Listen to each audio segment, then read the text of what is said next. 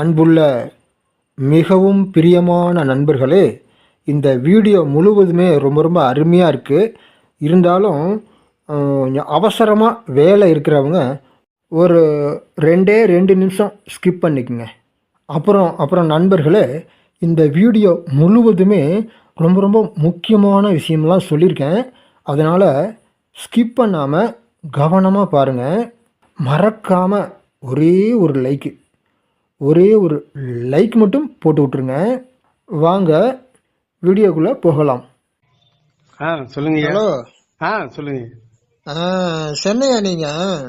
ஆமாங்க ஐயா, சென்னையில் தான் இருக்கேன். சரி சரி சரி. வயசு என்ன சொன்னீங்க? 54. ஆமாங்க ஐயா, 54. மேரேஜ் ஆயிடுச்சிங்களா? மேரேஜ் ஆகி 2 பசங்க இருக்காங்க ஐயா. சரி சரி சரி. அதான் இப்போ எவ்வளவு நாளா அந்த தியானம் பண்றீங்க? தியானம் நானா உட்காந்து பண்ணுவேன் ஐயா. அதான் எவ்வளவு நாளா பண்ணிட்டு வரீங்க? லாஸ்ட் டைம் ஒரு 2-3 நாளைக்கு இல்ல, ஒரு வாரத்துக்கு முன்னாடி உங்க வீடியோ பார்த்தேன். ஒரு வாரத்துக்கு முன்னாடி பாத்தீங்களா? ஆமா. பார்த்தா கொஞ்சம் வித்தியாசமா இருக்கிறதுனால இது என்னடா புது மாதிரியா இருக்க அப்படின்னு சொல்லிட்டுதான் நான் லைக் கொடுத்து பார்த்தேன், சப்ஸ்கிரைப் பண்ணிட்டேன். தொடர்ந்து உங்க வீடியோ வருது. பார்த்தா எல்லா வீடியோ விட கொஞ்சம் வித்தியாசமா இருக்கிறதுனால நான் ஃபுல் டைம் ஸ்கிப் பண்ணாமே பாப்பேன். நீங்க முதல்ல அந்த இன்டிமேஷன் கொடுத்துறீங்களா, விறுவிறுப்பா இருக்குது வீடியோ, இப்பவே நல்லா கவனமா பாருங்க, ஸ்கிப் பண்ணாதீங்கன்னா நான் சரி ஏதோ ஒரு சொல்ல வராரு அப்படின்னு சொல்லிட்டு மோஸ்ட்லி ஒரு 15-20 வீடியோக்கு மேல பாத்துருக்கேன். சரி, ஒரு வாரத்துலயா? ஆமா, அதான் கண்டினியூ வந்துக்கினே இருக்கேன். சரி சரி சரி. நாங்க உங்க அந்த பிளேலிஸ்ட்ல போய் சிலது பார்த்தேன். சரி, இதுக்கு முன்னாடி என்ன தியானம் பண்ணீங்க? தியானமே நான் பண்ண மாட்டேயா. என்னை பொறுத்த வரைக்குமே ஆன்மீகத்துல நான் சற்று மாறுபட்டாவா இருந்துட்டேன் இவ்வளவு நாளா. என்ன பண்ணீங்க? பக்தி மார்க்கத்துல இருந்தீங்களா? பக்தி மார்க்கத்திலே பிடிக்காது. என்னதான் பண்ணீங்க? அதுதான் சொல்ல வர ஐயா. சொல்லுங்க. அதிகமா சாமி கும்பிட மாட்டேன், சாமிய அந்த ஆன்மீகத்துல ஈடுபட மாட்டேன். அதாவது கடவுளே இல்லங்கிறீங்களா? ஆமா, கோயில் குளம் இப்படியா இவ்வளவு காலம் கழிஞ்சு போச்சு. கோயிலுக்கு போற வேலையே இல்லையா? கோயிலுக்கு நாங்க திருவேற்காடுல தான் இருக்கேன், அம்மனுக்கு முன்னாடி தான் இருக்கேன். சரி. திருவேற்காடு கருமாரியம்மன் கோயில் முன்னாடி தான் இருக்கேன். சரி. ஆனா அந்த அம்மனை ஒரே ஒரு முறை எங்க கல்யாண நாளுக்காக போனோம். அங்க போய் அந்த கோயிலு ஐயரும் கூட சண்டை போட்டுக்கின்னு வெளியே வந்துட்டேன். இதாட கோயிலுக்கு ஈழுன்னு கூப்பிட்டுன்னா அவ்வளவுதான் அப்படின்னு என் ஒய்ஃபு கிட்ட சண்டை போட்டு அன்னில இருந்து கோயில் பக்கமும் எந்த சாமியும் நான் கையெழுத்தே கும்பிட மாட்டேன் டோட்டலாவே. அப்புறமா பெரியவங்க எல்லாம் சொல்ல ஆரம்பிச்சாங்க, வறுமைக்கு நீ இப்படியே கிடக்கிறதுக்கு காரணம் சாமிகளை அவமதிக்கிறதும் கிண்டல் பண்றதும் ஏளனம் பண்றதும் தான், நீ இப்படியே இருக்கிறடா பாபு. என் பேரு பாபு தான் சார் என் பேரு. அப்ப நம்ம வீடியோ பாக்குறது வரைக்கும், வீடியோ பாக்குற ஒரு வாரம் முன்னாடி வரைக்கும் நீங்க சாமியே வெறுப்பா தான் இருந்தீங்களா? சாமி மேல வீடியோ பாக்குறதுக்கு முன்னாடி இல்ல, ஆரம்பத்திலே நான் பெரியார் மாரி எனக்கு அந்த சாமினாவே உடன்பாடே இல்லாம தான் இருந்தது. சரி, இப்ப இந்த ஒரு வாரத்துல என்ன மாற்றம் வந்திருக்கு? இப்ப என்னன்னா எந்த மாற்றமும் இல்ல. என்னன்னா இப்ப இடையில கொஞ்சம் என்ன ஆச்சுன்னா, எங்க சகல கொஞ்சம் அவன் திருவேற்காடு தான், அவங்க கூட சேர்ந்து இப்ப நாங்க இந்த இதுக்கு போக ஆரம்பிச்சோம், திருவண்ணாமலை கிரிவலம் வானா என் கூட ஒரு மாற்றம் வரும். சும்மா டூர் மாதிரி போயிருக்கீங்க? அவன் பயங்கரமா போவாரு, அவரு ஆன்மீகத்துல ஊறி போனவரு. அவர் போகட்டும், நீங்க சும்மா கூட துணைக்கு போயிருக்கீங்க. அவரு எனக்கு நல்லா இருக்குது, அதனால என் கூட வந்தீங்கன்னா உங்க மாற்றம் வர அப்படின்னு சொல்லிட்டு கூட்டு போனா ஒரு 3 பௌர்ணமி போனோம் தொடர்ந்து.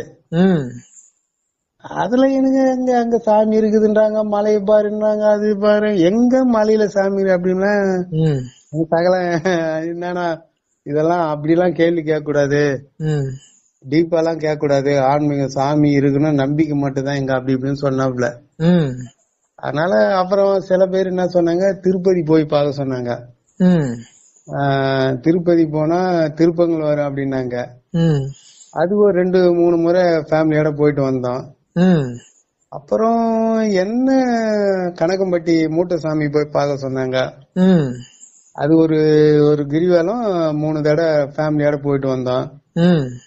இப்படி இருக்கும்போது தான் இப்ப லாஸ்ட் டைம் ஒரு மாசம் முன்னாடி இந்த கேலக்கிய சித்தர்னு ஒரு ட்ரெண்டிங் ஆகுது. கேலக்கிய சித்தர்னு சொல்லிட்டு பாரு புதுசு புதுசா வருது. அவரு கொஞ்சம் இந்த பிரம்ம முகத்துல இருந்து பண்ணுங்க, அபிஜித் நேரத்துல பண்ணுங்க அப்படின்னு சொன்னாங்க. அந்த அபிஜித் நேரம் 11:45 இருந்து 12:15 வரைக்கும் ஒரு பூஜை போட்டு ஒரு வாரம் கண்டினியூ பண்ணேன். அப்புறம் சஷ்டி விரதம் இருக்குன்றாங்க, என்னென்னமோ பண்ணாங்க, பௌர்ணமி கிரிவலம் போன்றாங்க. அதனால என்னுடைய வாழ்க்கை ரொம்ப வறுமையில தான் சார் இருக்கு. மேல ஒரு பாயிண்ட் 1% கூட மேல வர மாட்டேங்குது எந்த சாமி கும்பிட்டாலும். அதனால சரி என்னடா நம்ம தலையெழுத்து இப்படிதானா, இன்னும் பசங்க 2 பேரும் கல்யாணத்துக்கு வெயிட்டிங்ல இருக்காங்க. ஒருத்தங்க 25 பிளஸ் ஒருத்தங்க 22. சரி என்னடா அப்படியே இருக்குதுன்னு சொல்லிட்டு நமக்கு வழியே கிடைக்காதா, வாய்ப்பே இல்லையான்னு சொல்லிட்டு ஏங்கின்னு இருக்கும்போது தான் உங்க வீடியோ வந்தது. சரி நம்ம சிவனை நான் ஸ்டார்டிங்ல எல்லாம் நினைப்பேன். ஆனா இந்த திருவேற்காட்டுல நம்ம வேதபுரீஸ்வரர் கோயில்னு ஒரு இது இருக்கு, அங்க போய் ஒரு இந்த பிரதோஷம் அன்னைக்கு கூட்டு போனார் ஒருத்தர். அவரேதான் பால் எல்லாம் வாங்கி அந்த நந்திக்கெல்லாம் அர்ச்சனை பண்ணி எனக்கு அந்த பால் கையில குத்தாரு, சாப்பிட்டு வந்தோம். நீ தொடர்ந்து வா தம்பி, பிரதோஷம் வா என்னாரு. அது 2-3 போய் பார்த்தேன், நமக்கு எதுவுமே முன்னேற்றமே இல்ல, அதெல்லாம் பாதாளத்துலதான் போயிருக்கு சார். இன்ன வரைக்கும் இந்த நிமிஷம் வரைக்கும் நான் வாடகை வீட்டை தான் சார் இருக்கு. ரொம்ப போராட்டம் தான். ஒரு நிலையான என்னென்னமோ செஞ்சு ஒண்ணுமே மாற்றம் வரல. ஆமா சார் மாற்றம் தான் சொல்றேன். 54 ஏஜ், ஒரு பைசா கூட ஒரு திடீர்னு எனக்கே ஒண்ணு ஆனா கூட ஒண்ணுமே இல்ல. அத விடுங்க, என்னமோ ஆகுது, அதுக்கப்புறம் நடக்கிறத போய் நீங்க பாக்க போறீங்களா? ஆமா சார். ஆமா அதை விடுங்க, நீங்க போனதுக்கு அப்புறம் பேசி அதை பத்தி நடக்கிறத பத்தி இப்ப யோசனை பண்ணி என்ன பண்றது? ஆமா இந்த காலம் வயசு விரயமாயிடுச்சு. திரும்பி நின்னு பாக்கும்போது நமக்கு பசங்களுக்கு எதுவும் பண்றதுக்கும் ஒரு வழி இல்லாம தான் சார் இப்ப கூட இதெல்லாம் நினைச்சு கவலை உருவாகுது. ஆமா சார் கண்டிப்பா. கடைசியில போய் இப்ப எல்லா இதுவும் பண்ணி பாத்துட்டு இப்ப கவலைப்பட ஆரம்பிச்சிட்டீங்க, எதுவும் சரியாகல.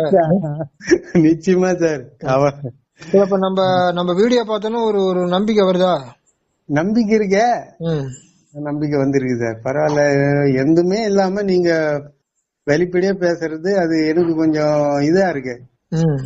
ஏன்னா பல வீடியோ பல பேரு நிறைய பெரிய பெரிய ஆளுங்களா அந்த கோயிலுக்கு போ, இந்த பரிகாரம் பண்ணு, இத பண்ணு, இந்த திருமணஞ்சேரி போ, சிதம்பரம் போ, அந்த கோயிலுக்கு போ, நிறைய பார்த்தாச்சு சார். அந்த சாமி கும்பிடு, இந்த சாமி கூட, இந்த பரிகாரம் பண்ணு சாமி, இந்த இது இல்லாம இந்த ஆமை மாதிரி ஒரு சிலைங்க, இந்த இது வாங்கி போடு, மோதிரம் வாங்கி போடு, எல்லாமே பண்ணி பாத்துருங்க சார். அப்படி இல்ல, எல்லாமே பண்ணி பண்ணி பண்ணி பார்த்தா வரலன்னு சொல்றீங்க, ரைட்டு.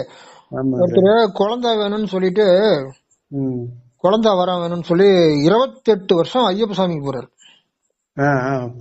28 வருஷம் போய் ஒன்னும் ஆகல. இது என்ன சொல்றீங்க?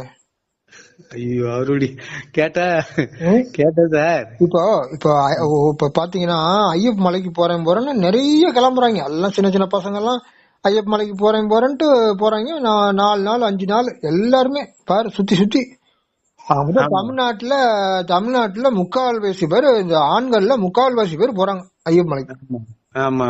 இன்னும் பெண்கள் அங்க போனா ரொம்ப நாத்தெடுத்து போயிடும். கண்டிப்பா ஆண்கள் போறதுக்கு இப்ப இவ்வளவு பேரும் அந்த டயத்துக்கு போகணுங்கிறான். அதாவது இப்ப திருப்பதினா கூட வருஷம் பூரா போயிட்டு வர்றாங்க, இஷ்டப்பட்டப்ப திருப்பதி போயிட்டு வர்றாங்க எல்லாரும். ஆனா இந்த ஐயப்ப மலைக்கு இந்த கார்த்திகை மாரிகளை தான் போகணும், கார்த்திகைல தான் போகணும்னு சொல்லி இந்த ஒரு மாசம் 30 நாளுக்குள்ள எல்லாரும் அங்க போறதுனால ரொம்ப எல்லாம் சிரமமா இருக்குதான். கூட்டம்.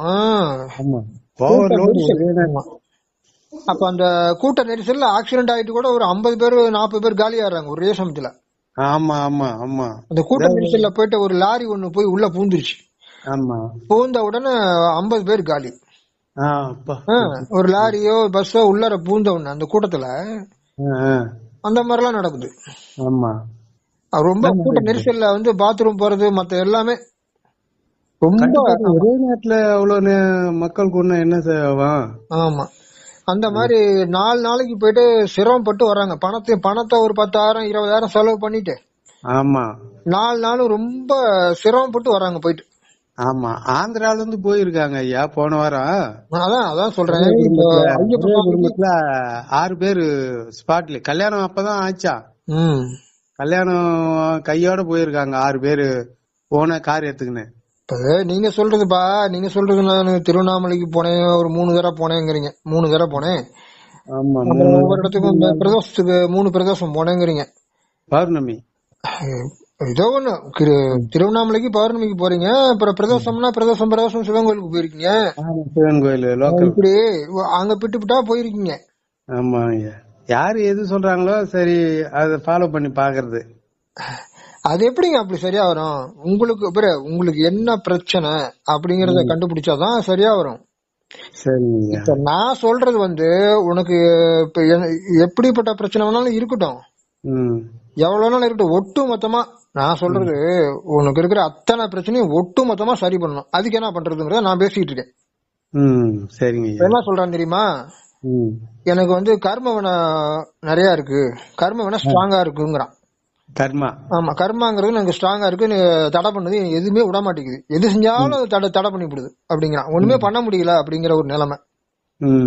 இன்னொரு பக்கம் நீ வந்து சரி பண்ணலான்னு போகும்போது இந்த மாயாங்கிறது உன்னை தியானம் பண்ண விடாது, அது ஒரு பக்கம் உன்னை தடை பண்ணும். மாயான்னு ஒண்ணு இருக்கு. அப்படி தெய்வத்தை நோக்கி போற, தெய்வத்தை நம்புற, தெய்வத்தை நினைக்கிறேன்னு வச்சுக்கோ, அது உன்னை தெய்வத்தை நினைக்கவே விடாது. அந்த மாதிரி அது பண்ணும். தெய்வத்தை நினைக்காத வேற என்ன வேணாலும் பண்ணிக்கோ, கடவுளை நினைக்காத வேற என்ன வேணாலும் பண்ணிக்கோ. சிகரெட்டு குடி, சாராயம் குடி, லேடிஸ் சைட் அடிச்சுக்கிட்டு அல்லது தாறுமாறா என்னென்ன தாறுமாறா பண்ணு, என்னன்னா பண்ணிக்கோ. ஆனா தெய்வத்தை மட்டும் நீ நினைக்க கூடாது.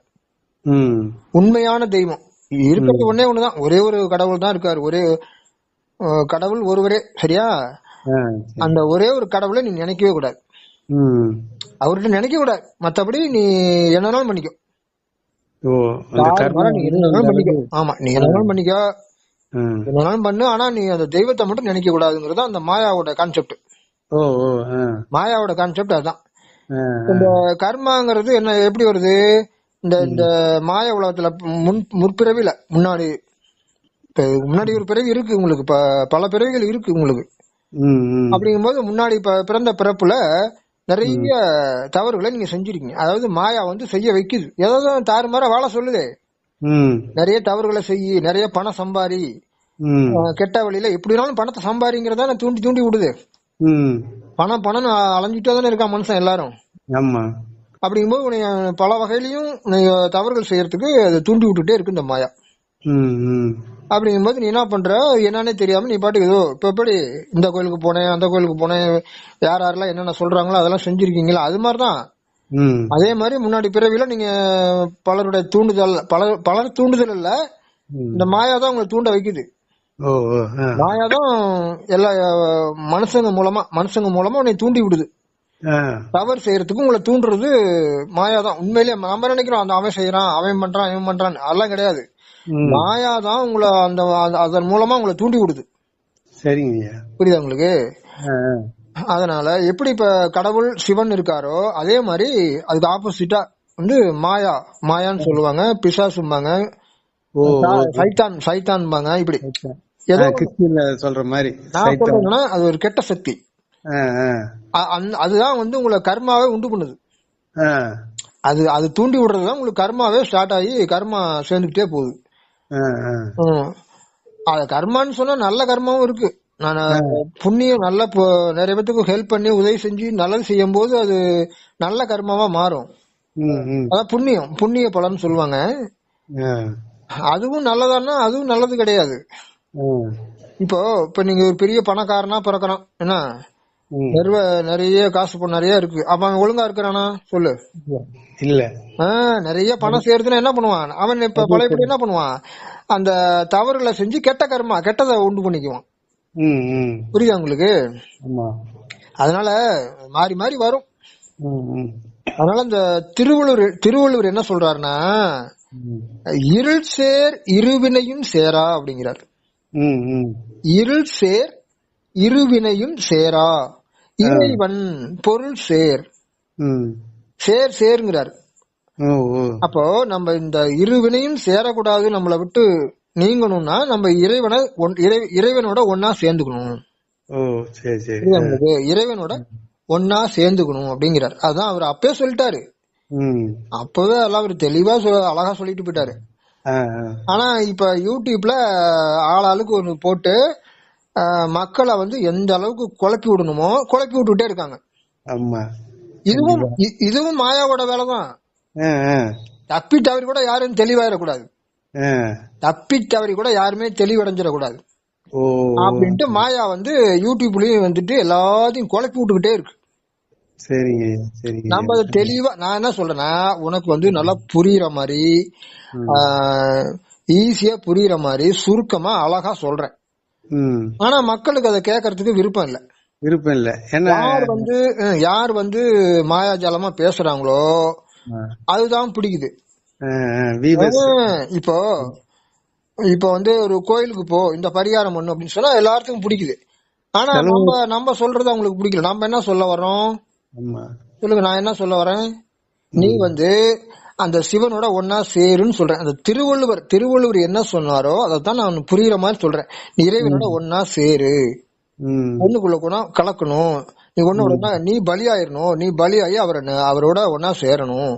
அதான் சொல்றேன். நம்ம தான் அந்த சிவன்ட்டு நீ சும்மா இரு, மனசு அப்படியே நிறுத்து. நம்ம தான் சிவன் சொல்லும் போது மனசு ஈஸியா உனக்கு கட்டுப்படும் அப்படின்னு ஆணித்தரமா சொல்றேன், அதிகாரப்பூர்வமா சொல்றேன். ஆனா இத மக்கள் பெரும்பாலும் எடுத்துக்க மாட்டேங்கிறாங்க. ஏன்னா சில பேர் சிவனையே வழிபடக்கூடாதுன்னு சொல்லி தடை பண்றாங்க. சிவனே நினைக்க கூடாதான், சிவனை தியானம் பண்ண கூடாதான், சிவனையே வழிபடக்கூடாது. சிவனை வணங்குறேன்னு சொன்னாவே அது சிவனெல்லாம் வழிபடக்கூடாது அப்படிங்கிற மாதிரி கொண்டு வர்றாங்க. அப்புறம் தியானம் பண்றதுனாக்க நீ தியானம் பண்ணக்கூடாது அப்படின்ட்டு அந்த மாதிரி பண்றாங்க. தியானமே பண்ணக்கூடாது அப்படின்ட்டு சிவன் அழிச்சிருவாராம் அப்படின்னு சொல்றாங்க. அப்படிலாம் இல்ல, அவர்களும் அழிக்கல. இந்த மாயாங்கிறதுதான் எல்லாமே கெட்ட சக்தி. அதுதான் கெடுதல் பண்ணுது நமக்கு. மாயாதான் நமக்கு அந்த மனசுக்குள்ள பூந்துக்கிட்டு நம்ம மனசுக்குள்ள. இப்ப உங்க மனசே உங்களுக்கு எதிரி, உங்க மனசே உங்களுக்கு எதிரா வேலை செய்யுது. நீங்க ஆசைப்படுறீங்க இந்த மாதிரி நம்ம வருமானம் சம்பாதிக்கணும், நம்ம சந்தோஷமா இருக்கணும், திருப்தியா இருக்கணும், சுகமா இருக்கணும், நல்லா ஒரு நிம்மதியா இருக்கணும் அப்படின்னு நீங்க ஆசைப்படுறீங்க. அதுக்கு என்னென்ன செய்யணும், இப்படி செய்ய நினைக்கிறீங்க. ஆனா அந்த மனசே அதுக்கு ஒத்துழைப்பு கொடுக்க மாட்டேங்குது. ஆசைப்படுறீங்களே தவிர அது செயல்படுத்த முடியாம தடை போட்டுக்கினே இருக்கு. ஆமா, அது செய்ய விடாது. நீங்க எவ்வளவு முயற்சி எடுத்தாலும் தடை பண்ணும்.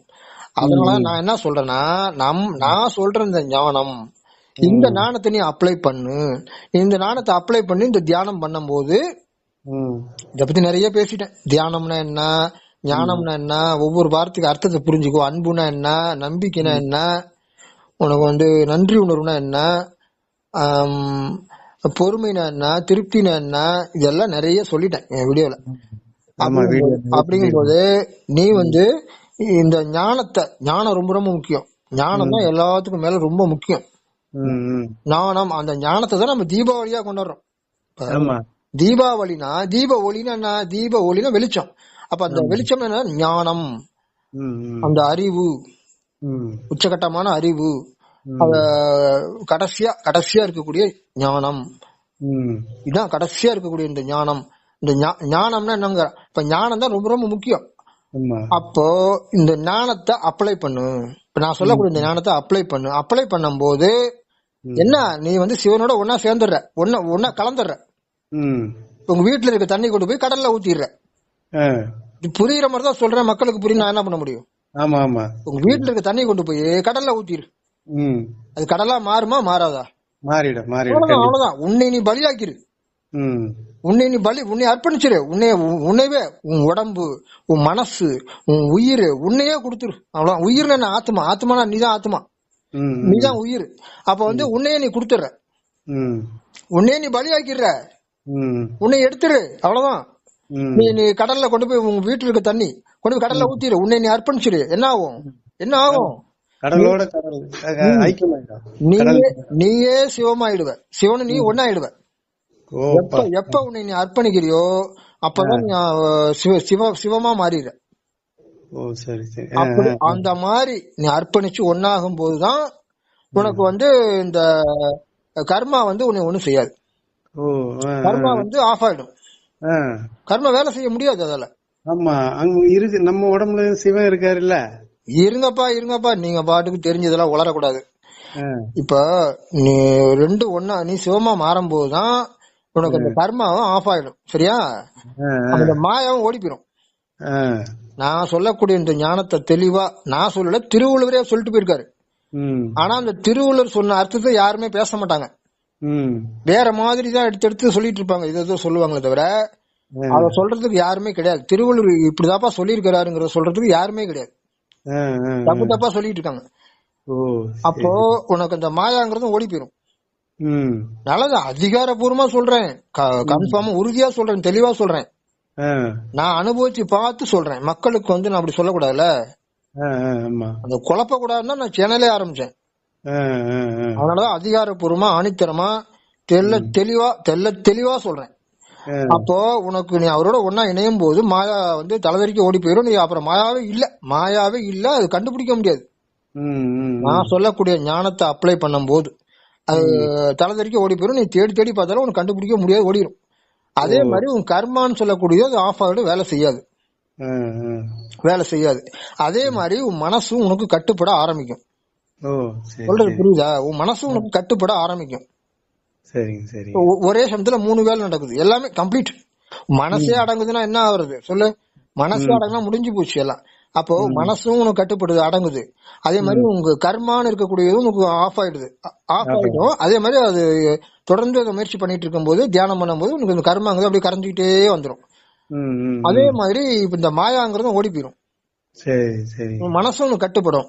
அப்புறம் மீதி எல்லாம் நல்லபடியா நடக்கும். என்னன்னா உன் மனசுல ஒரு சந்தோஷம் ஏற்படும். 100க்கு 100 தான், அங்கதான் 100க்கு 100 சந்தோஷமா இருப்ப, 100க்கு 100 திருப்தியா இருப்ப, 100க்கு 100 பாதுகாப்பா செக்யூரிட்டி பாதுகாப்போட இருப்ப, 100க்கு 100 நிம்மதியா இருப்ப. நீ பவர் 100க்கு 100 பவர்ஃபுல்லா மாற ஆரம்பிச்சிருவ. அதாவது நீ புரிஞ்சுக்கப்ப, போயிட்டு கோயிலுக்கு எல்லாம் போனேன்னு சொன்னீங்கல்ல, ஒண்ணுமே அவ்வளவுன்னு சொல்றீல்ல. நான் என்ன சொல்ல வரேன்னா, நீயே இந்த முயற்சி எடுத்து நம்ம சொல்லக்கூடிய டெக்னிக், ஏன்னா இந்த டெக்னிக் எல்லாம் புரிஞ்சுக்கிட்டு இந்த முயற்சி தொடர்ந்து பண்ணும் போது நீயே பவரா மாறிடுவ. ஆமா, 100க்கு 100 நீயே பவரா மாறி ஆகணும். நீ பவரா மாறிடுவ. அதான் நீ செய்யணும். சும்மா போயிட்டு நான் திருவண்ணாமலைக்கு போனேன், அந்த சிவன் கோயிலுக்கு போனேன், இங்க போனேன், அங்க போனேன், ஒண்ணுமே ஆகல, அதெல்லாம் விட்டுரு. அதெல்லாம் நீ போய் எதிர்பார்க்கிற அங்க போனா நடக்குமான்ட்டு. இந்த முயற்சி செய்யற, நீயே பவரா மாறுற, எல்லா பிரச்சனையும் நீயே கண் முன்னாடி நீயே ஜெயிச்சுக்கிற. அது நம்ம வறுமையில தானே அங்கெல்லாம் தேடி ஓடுறோம், வேற அதுதானே. நீ பவரா மாறினு எல்லாமே சரியா வந்துரும். அப்படிங்க, சரிங்க. அப்புறம் என்ன சொல்லிக்கிட்டு இருக்க? அப்புறம் வறுமைக்கு போயிட்டீங்க. அப்ப திருப்தினா என்ன? திருப்தினா என்ன? எல்லாம் இருக்கு, எல்லாமே இருக்குன்னா முடிஞ்சிச்சு. அதோட அப்படியே சந்தோஷமா இருக்க, திருப்தியா இருக்க, ஆட்டோமேட்டிக்கா எல்லாம் நடக்கும். எல்லாமே நடக்கும். அதையும் சொல்லிடுறேன், பணம் இருந்தா மட்டும் போதுமா? இப்ப நீ கூட நிறைய பணம் இருக்குப்பா, லட்சமா கோடியா இருக்கு, அது போதுமா? பத்தாதே. பணம் இருந்தா போதுமானே. பணத்தை வச்சு நீ பாதுகாப்பு வாங்க முடியுமா? இல்ல சந்தோஷம் வாங்கி போடுவியா? இல்ல நிம்மதியை வாங்கி போடுவியா? இல்ல சுகத்தை வாங்கி போடுவியா? அதெல்லாம் முடியாது. சொல்லிட்டு இருக்க வேண்டியதான். இப்போ நீ பணத்தை கொடுத்து மெத்தை தான் வாங்க முடியும், இல்ல தூக்கத்தை வாங்க முடியாது. இல்ல அதே மாதிரிதான் இப்ப நீ பணத்தை கொடுத்து ஒரு ஒய்ஃப மேரேஜ் பண்ணுவ, அங்க இருந்து சுகம் தான் வருதா, வேற ஏதாவது பிரச்சனை வருதான்னு எப்படி தெரியும்? அது மாதிரி பணத்தை கொடுத்துலாம் உனக்கு சுகம் வாங்க முடியாது. ஒரு பொருளை மேரேஜ் பண்ணலாம், என்னெல்லாம் பண்ணலாம், இது வேணாலும் பண்ணிட்டு இருக்கலாம். ஆனா உனக்கு சுகம் கிடைக்குமானா சந்தேகம், கேரண்டி இல்ல. இந்த உலகத்துல எதுவுமே பணம் இருக்கும், கோடியா இருக்கும். ஆனா அவன் சுகர் பேஷண்டா இருந்தா எப்படி அவன் இனிப்பே சாப்பிட முடியாது? இன்னும் பண்ண முடியாது. அது மாதிரிதான், அதே மாதிரிதான் பணத்தை கொடுத்தலாம் நீ எல்லாமே பண்ணிட முடியாது. அதை புரிஞ்சுக்கோ. வறுமைன்னு சொல்றிய, உனக்கு வந்து இந்த வறுமையில இருக்கிறதுனால அதை மட்டும் அதையே நினைச்சிட்டு உட்கார்ந்து இருக்கிற. ஆனா கோடி கோடியா வச்சிருக்கிறவங்க இந்த பணம் இருந்து என்னடா பண்றது, ஒரு பிரயோஜனம் இல்லையேன்னு நினைக்கிறான். ஆமா, அதுவும் ஒரு பக்கம் இருக்கு. ஒரு சீஃப் மினிஸ்டர் வந்து கோடி கோடியா லாரியா பணம் இருந்தது. ஆனா அவங்க எல்லாம் அதிகாரம் எல்லாமே இருந்து கடைசியில என்ன ஆச்சு பாருங்க, ஒண்ணுமே இல்ல. என்ன பண்ண முடியும்? ஒரு பிரயோஜனம் இல்ல. கடைசியில ஒரு பிரயோஜனம் இல்ல. அதான் முடிவு. அதனால பணம் இருந்து பணம் தேவைக்கு தான் பணம். உனக்கு கடவுள் வந்து உனக்கு தேவைக்கு பணத்தை கொடுப்பாரு, அவ்வளவுதான். தவிர நிறைய பணம் வச்சு என்ன பண்ண போற? இப்போ உன் வயிறுல எவ்வளவு சாப்பாடு போடுவ? 2 மடங்கு சாப்பிட முடியுமா? முடியாது. கொஞ்சம் அதிகமானாவே சரியா வராது. ஆமா, மூச்சு அந்த லிமிட்டா சாப்பிட்டீங்கன்னா நல்லது. அந்த லிமிட்டை தாண்டினா ஆபத்து. அப்படிங்கும்போது அந்த அளவோட தான் சாப்பிட முடியும். அப்படிங்கும்போது நிறைய பணம் வந்து என்ன பண்ண போற? நிறைய கோடி கோடியா சேர்த்து என்ன பண்ண போற? அதனால அதுக்கெல்லாம் நீயே ஆசைப்படுற. உனக்கு தேவையான பணம் வேணும், அவ்வளவுதான். அதோட விட்டுரு. நீ திருப்தியாரு. ஒரு 1,00,000 கோடி இருக்குன்னா அவன் இன்னும் 1,00,000 கோடி சம்பாதிக்கணும்னு அலையறான். ஆமா, அம்பானி மாரி அதானி மாரி. 1,00,000 கோடி இருக்கிறவன் இன்னொரு 1,00,000 சம்பாதிக்கிறதுக்கு அலைஞ்சுக்கிட்டே இருக்கான். அவனுக்கு திருப்தியே கிடையாது. நான் என்ன சொல்றேன், திருப்தியாரு அப்படிங்கிறேன். புரிஞ்சுக்க, சரியா? அதனால இந்த டெக்னிக் எல்லாம் நீ ஃபாலோ பண்ற. சரிங்க. எல்லாம் புரிஞ்சுக்கிட்டு இந்த டெக்னிக் ஈஸியா ஃபாலோ பண்ண முடியும். உனக்கு கஷ்டமே இல்ல. அது மட்டும் வந்து நீ ஒரு உறுதி எடுத்துக்கணும். நான் சந்தோஷமா இருக்க போறேன்னு உறுதி எடுத்துக்கிட்டு ஃபர்ஸ்ட். அதே மாதிரி ஒவ்வொன்றையும் நான் கரெக்டா பண்ணுவேன். இந்த ஞானத்தை அப்ளை பண்ணும். அதனால இந்த குறளை ஒன்னதை சொல்லிடுறேன். இருள் சேர் இருவினையும் சேரா, இறைவன் பொருள் சேர் புகழ் புரிந்தார் மாட்டுங்கிறார். என்ன அர்த்தம்னா, இந்த இருள் சேர்ந்த இந்த கர்மவினை சேராது. இருள் சேர் இருவினையும் சேராண்டார். சேரானா சேராது. இறைவன் பொருள் சேர் அப்படிங்கிறார். இறைவன்னா பொருள்னா அதான் உண்மையான மெய்ப்பொருள். மெய்ப்பொருள் தான் சொல்றார். மெய்ப்பொருள், செம்பொருள். திருவள்ளுவர் சொல்றது செம்பொருள் சொல்லியிருப்பார். செம்பொருள், மெய்ப்பொருள் சொல்லியிருப்பார். அப்ப இதுல வந்து என்ன சொல்றாரு? இறைவன் பொருள் சேர்ங்கிறார். அர்த்தம் ஒண்ணுதான். அது இறைவனோட 2 கலக்கணும். அப்படி நீ அதோட இணையும் போது உனக்கு இந்த இருள் சேர் இருவினையும் சேர, அதாவது பாவம் புண்ணியம் ரெண்டுமே உனக்கு சேராது. ரெண்டுமே உனக்கு வேலை செய்யாது. புண்ணிய பலனும் வேலை செய்யாது, பாவ பலனும் உனக்கு வேலை செய்யாது. ஏன்னா இறைவனோட கலந்ததுனால. அதான்பா இறைவனை சரணடைகிறது.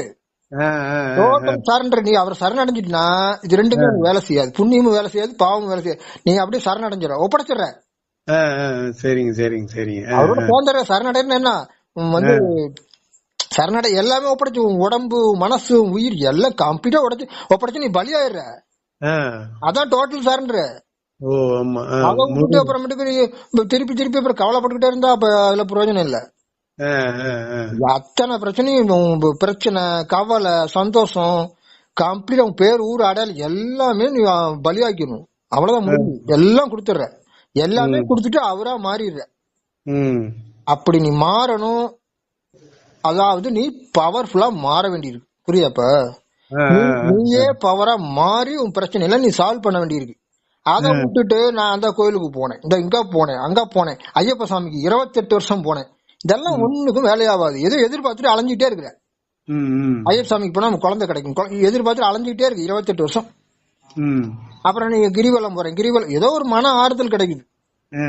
ஏதோ சில பேருக்கு கொஞ்சம் மாற்றங்கள் வருது, நம்பிக்கை. ஏதோ குற்றடியே நம்புறாங்க, அவங்களுக்கு சில மாற்றங்கள் வருது. ஆனா உனக்கும் அதே மாதிரி வரணுங்கிறது ஒண்ணும் கிடையாது. புரியுதா உனக்கு? இப்ப நான் சொல்ற மெத்தட்ல நீ போகும்போது என்ன கேரண்டி, உறுதியா உனக்கு மாற்றம் உண்டு. இப்ப இந்த வீடியோ எல்லாம் பார்த்து நிறைய பேருக்கு மாற்றம் வந்துகிட்டு இருக்கு. ரொம்ப ரொம்ப கடினமா கஷ்டப்படுறவங்களுக்கு எல்லாம் நல்ல மாற்றங்கள். நான் வந்து இப்ப நீதான் வறுமையில இருக்கேன்டா, உன்கிட்ட எதிர்பார்த்தெல்லாம் யார்ட்டையுமே நான் எதிர்பார்த்து நான் எதுவுமே பேசல, எதிர்பார்த்து பண்ணல. எனக்கு எதுவுமே தேவை கிடையாது. இப்ப நானே சிவன் சொல்றேன். சிவனுக்கு பிறகு என்ன தேவை? ஒண்ணுமே தேவையில்லை. ஏதோ முடிஞ்ச வரைக்கும் மக்கள் வந்து ஒரு தெளிவுபடுத்தணுங்க தான் இந்த சேனல் ஆரம்பிச்சுட்டேன். அதனால இந்த அளவுக்கு நான் தெளிவுபடுத்திட்டு இருக்கேன். சரியா? அதனால இது மாதிரி செய்யுங்க. நீங்க வந்து பவரா மாறும் போது அந்த மாதிரி நான் சொல்ற டெக்னிக் படி பவரா மாறும் போது ஆட்டோமேட்டிக்கா உங்க பிரச்சனை சால்வ் ஆகிக்கும். சரிங்க. அவ்வளவுதான். ஆக மொத்தம் நீங்க சந்தோஷமா இருக்கணும். ஃபர்ஸ்ட் உறுதி எடுத்துட்டு என்ன ஒவ்வொரு வேலையும் சந்தோஷமா செய்யுங்க. சந்தோஷமா இருக்கணும் உறுதி எடுத்துட்டு ஒவ்வொரு வேலையும் கரெக்டா பண்றதுன்னா முதல்ல என்ன சந்தோஷமா வேலை செய்யணும். எந்த வேலையுமே கவலையே படக்கூடாது. இப்ப ஒரு பணம் செலவு மளிகை கடைக்கு கொடுக்குறீங்க, அல்லது ஒரு ஒரு தர்மம் செய்றீங்க, ஒரு 10 ரூபா 5 ரூபா ஒரு தர்மமா போடுறீங்க, அல்லது ஒரு மளிகை கடையில ஒரு பொருள் வாங்குறீங்க, அல்லது ஒரு ஏதோ செலவு வருது அப்படின்னு சந்தோஷமா செய்யணும். வருத்தப்பட்டு செய்யக்கூடாது. இப்போ ஏதோ ஒரு டாக்டர்கிட்டயே போறீங்க, ஒரு 100 ரூபாய் 200 செலவு பண்ற மாதிரி வருது, ஐயோ இப்படி செலவு வச்சிருச்சு அப்படின்னு நினைக்க கூடாது. சந்தோஷமா ரைட்டு அப்படி கொடுக்கணும். எந்த ஒரு செலவு சந்தோஷமா நம்ம செய்யணும், வருத்தப்பட்டுட்டே செய்யக்கூடாது. உதாரணம் சொல்றேன். அது மாதிரி ஒவ்வொரு வேலையும் கரெக்டா பண்றேன் அடிப்படையில சந்தோஷமா ஒரு வேலையும் செய்யணும், சந்தோஷமா தூங்கணும். இதான் வந்து ஆரம்பம். அடுத்தது வந்து ஒவ்வொரு வேலையும் சிறப்பா செய்யணும், கரெக்டா செய்யணும். எந்த வேலை செய்யோ அதுல கவனம் வச்சு சிறப்பா செய்ய ஒரு வேலையும் அப்படிங்கிற. இப்ப தியானம் பண்றியா, நல்லா தியானம் பண்றது 10 நிமிஷமா அது பண்ணு. இந்த பயிற்சி மூச்சு பயிற்சி பண்றியா, மூச்சு பயிற்சி பண்ணு. வாக்கிங் போறியா, வாக்கிங் போ. ஒரு ஒவ்வொரு வேலையும் சாப்பிடுறியா, சாப்பிடு.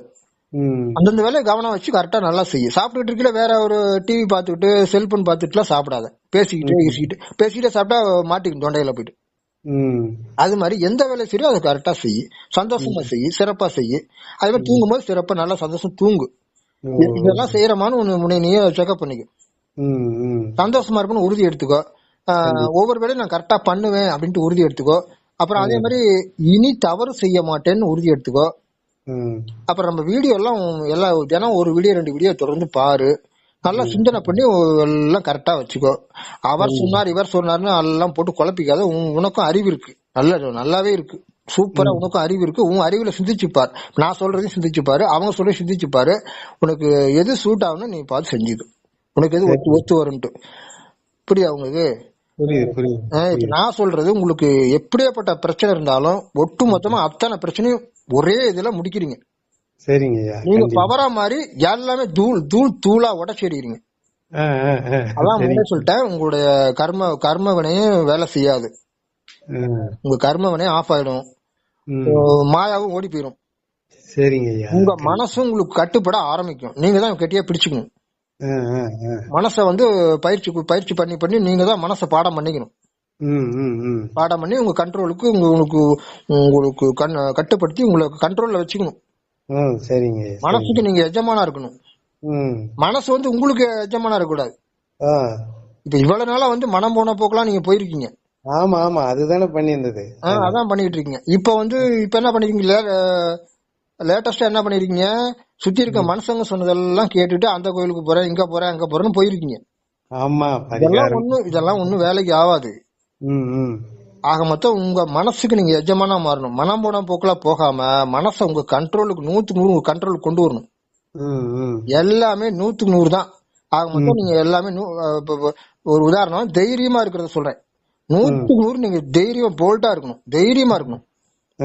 அந்த மாதிரி இருந்து தொடர்ந்து இந்த முயற்சி, நான் சொல்லக்கூடிய இந்த முயற்சி எல்லாம் தொடர்ந்து பண்ணிட்டு வாங்க. தொடர்ந்து இந்த முயற்சி எடுக்கும் போது ஒரு 2 நாள்ல சரியாகலாம், ஒரு வாரத்துல சரியாகலாம், ஒரு 10 நாள்ல சரியா, கண்டிப்பா உங்களுக்கு வெற்றி. இந்த நான் சொன்னதை நல்லா புரிஞ்சுக்கிட்டு தொடர்ந்து முயற்சி பண்ணும் போது கண்டிப்பா ஒரு 10 நாளுக்குள்ளே வெற்றி வர்றதுக்கு வாய்ப்பு இருக்கு. ஒரு அனுபவமே உங்களுக்கு கிடைக்கும். ஒரு வெற்றி வந்துட்டாவே உங்களுக்கு ஒரு நல்ல உற்சாகம் சந்தோஷம் வந்துடும். அது மாதிரி இப்ப நான் சொல்ற 100% தான், 100% தைரியமா இருந்துட்டு 100% தான், 100% நம்பிக்கை வச்சுக்கணும், நம்பிக்கை புரிஞ்சுக்கணும், தைரியங்கிறதையும் புரிஞ்சுக்கிட்டு 100% தைரியமா 100% சந்தோஷமா நம்பிக்கையோட பொறுமையோட ஒரு அன்புன்னா அர்த்தம் சொல்லியிருக்கேன் பாத்துங்க. இப்ப அன்போட ஒரு நன்றி உணர்வோட, அதுக்கு அர்த்தம் சொல்லியிருக்கேன் பாத்துங்க, வீடியோல இருக்கு. ஒரு நன்றி உணர்வோட முழுமையா ஒரு 100% தைரியமா தொடர்ந்து முயற்சி பண்ணும்போது உங்களுக்கு கண்டிப்பா அது ஒரு வாரத்துல நடக்கலாம், 10 நாள் ஆகலாம், சில பேர் 2 நாள்லயே கூட வெற்றி வருதுங்க. அப்போ ஒரு ஆட்டோ டிரைவர் பேசியிருக்காரு, அவர் 2 நாள் முயற்சி பண்ணுங்க எனக்கு சூப்பரா. ஏன்னா அவர் ஒரு கிட்டத்தட்ட ஒரு 20 வருஷமாவே மந்திரம் சொல்லிட்டு இருந்திருக்காரு. மந்திரம் சொல்லி 20 வருஷம் மந்திரம் சொல்லி பார்த்திருக்காரு. ஓம் நம சிவாய, ஓம் நம சிவாய. ஆனா ஒண்ணுமே அவருக்கு திருப்தி வரல, ஒண்ணுமே நடக்க மாட்டேங்குது. ஆனா நம்ம வீடியோ பார்த்துட்டு அது 2 நாளா முயற்சி பண்ணிருக்காரு. 2 நாள்ல அவருக்கு ஒரு திருப்தி, சந்தோஷம் வந்துருச்சு. அந்த மாதிரி அவங்க முன்னாடியே முயற்சி பண்ணிருக்காங்க. நீங்க இன்னும் அந்த மாதிரி முயற்சி செய்யல. அநேகமா உங்களுக்கு 10 நாள் ஆகலாம். நீங்க சொல்றதெல்லாம் வந்து தினம் 2 வீடியோ பாருங்க, நான் சொன்ன மாதிரி முயற்சி எல்லாம் பண்ணுங்க. ஆக மொத்தம் வந்து 100% உண்மையா இருக்கணும். இறைவனோட சேரன்ட்டு அப்புறம் அங்க வந்துட்டு பிராடு பண்ணக்கூடாது. ஆமா, உண்மையா இருந்து உண்மையா சரணடைஞ்சு உண்மையா நடக்கணும். தலைகீழா மாறிட வரும் இந்த மாதிரி. ஆமா, 100 என்ன 100 நான் சரியா இருப்பேன்னு என்ன அர்த்தம்? ஆமா, இறைவனோட எவ்வளவு ஜாகிரதையா இருக்கணும். எல்லாமே கரெக்டா இருக்குங்க. ஆனா அவங்க கொஞ்சம் ஒரே ஒரு தப்பு மட்டும், நான் பொய் சொல்லுவேன் அப்படிங்கிறது. இல்லைன்னாக்கா நான் பொய் சொல்ல மாட்டேன், உண்மை பேசுவேங்க, ஆனா திருடுவேன். அடுத்தவங்க பொருளுக்கு ஆசைப்படுவேன், அடுத்தவங்க பொருளா தெரியாம எடுத்துக்குவேன். அந்த கெட்ட பழக்கத்தை மட்டும் என்னால விட முடியலைங்க. அப்படி சொல்லக்கூடாது. எல்லாமே நம்ம சரி பண்ணிக்கணும். நம்மள எல்லா விஷயத்திலும் நம்ம சரி பண்ணிக்கிட்டு அதுல போகணும். அங்கேயே சிவன் கடவுள்கிட்ட போயிட்டு அங்கேயும் போய் பிராடு பண்ணிட்டு இருந்தோம்னா, ஏமாத்திட்டு இருந்தோம்னா சரியா வராது. அதனால எல்லாத்தையும் நம்ம நம்மள ஒழுங்குபடுத்திக்கிட்டு நம்ம மனசை வந்து ஒழுங்குபடுத்தி ஒருமுகப்படுத்தி நம்ம உடம்பையும் சரி பண்ணிக்கணும். உடம்பு வந்து நீங்க பாத்துக்கணும், இதை பண்ணும்போது காலையில 8 மணிக்கெல்லாம் நீங்க சாப்பிட்டுக்கணும். மதியம் வந்து ஒரு 12:30 மணிக்கு சாப்பிடணும். அதே மாதிரி சாயந்தரம் 6 மணிக்கு நீங்க சாப்பிடணும். சாப்பிட்டுட்டு நைட்டு 9 மணிக்கு தூங்கணும். ஏன்னா உடம்புக்கு வந்து நேரத்துக்கு சாப்பிடணும், அளவோட சாப்பிடணும், சத்துள்ள உணவு சாப்பிடணும். அதே மாதிரி நைட்டு தூங்குறது கரெக்டா தூங்கணும். எதோ சாக்கு போக்கு சொல்லிட்டு தூங்குறது இல்ல.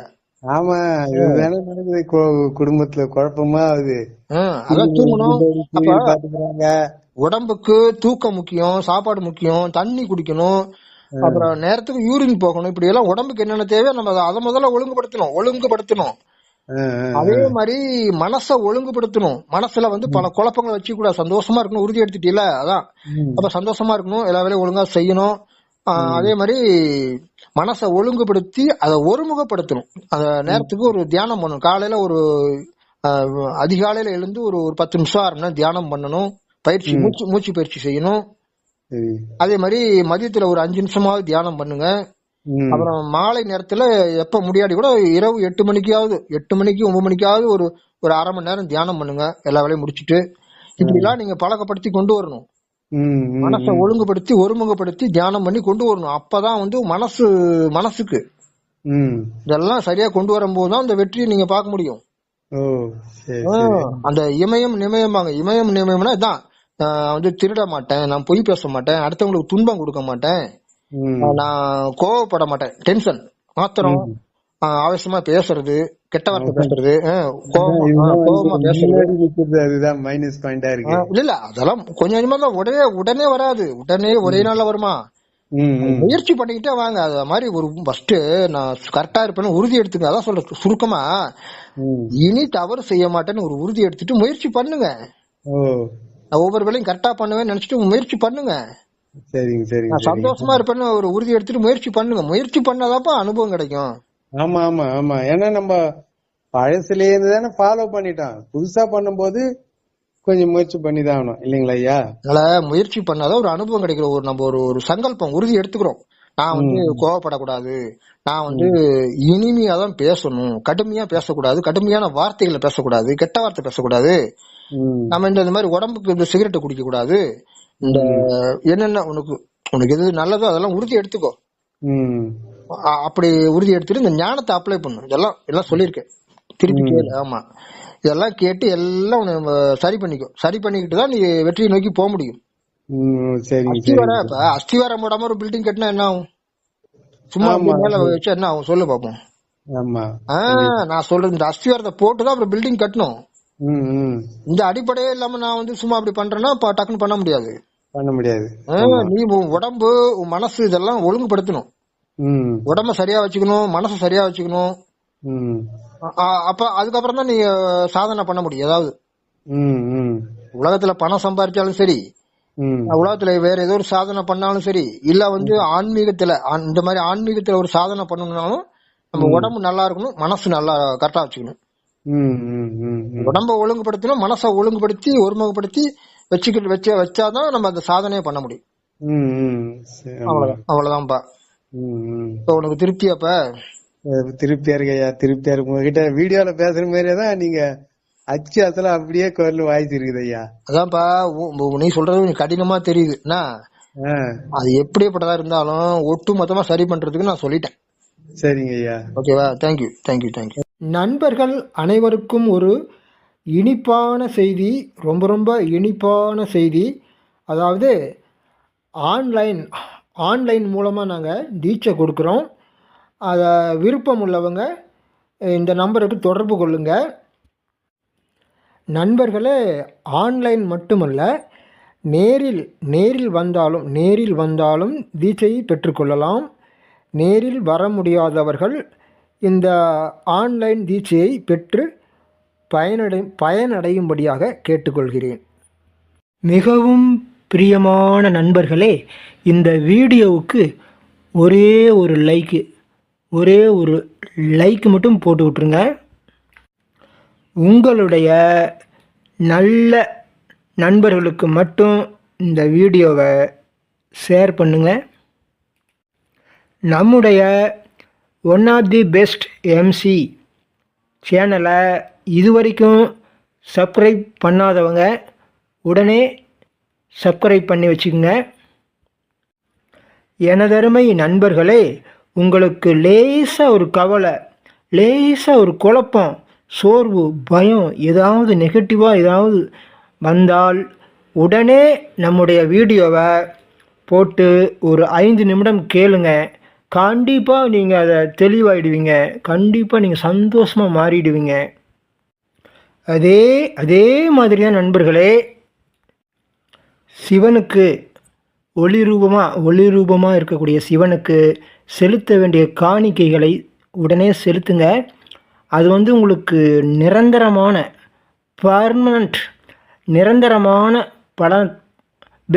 பலனை தரக்கூடியது. மிகவும் பிரியமான நண்பர்களே, சந்தோஷமாக இருக்கிறவங்க மட்டும் சிவனுக்கு காணிக்கை செலுத்துங்க. கவலையாக இருக்கிறவங்க தயவு செய்து செலுத்த வேண்டாம். அப்புறம் நண்பர்களே, நான் மற்றும் ஒரு அருமையான மிக மிக அருமையான வீடியோவில் உங்களை சந்திக்கிறேன். அது வரைக்கும் வாழ்க வளமுடன், வாழ்க வளமுடன்.